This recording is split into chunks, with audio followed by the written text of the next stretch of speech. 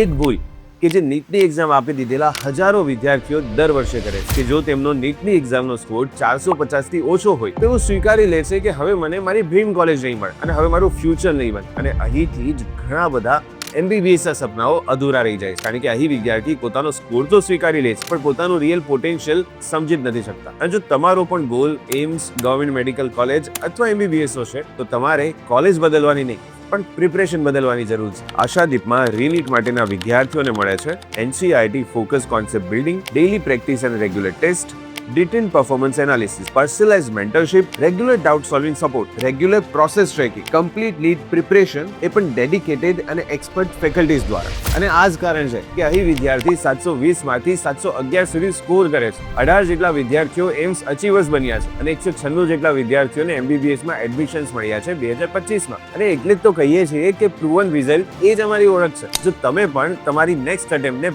Best attempt બનાવવા માંગો છો તો આજે જ NEET 2027 માટે આ QR કોડને સ્કેન કરો અને વધુ માહિતી મેળવો.